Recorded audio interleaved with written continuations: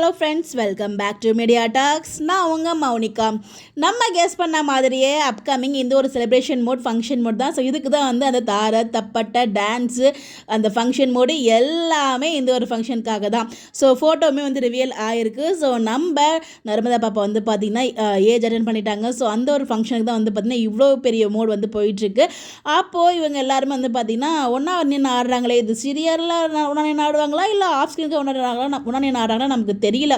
விஜய் நிவின், அதாவது சகலைகள் 3 பேர் இருக்காங்க இல்லையா, குமரன், அவங்க 3 பேரும் வந்து பார்த்திங்கன்னா செம்மையான டான்ஸ் போடுறாங்க. அங்கே தாத்தாமே நின்றுட்டு இருக்காங்க.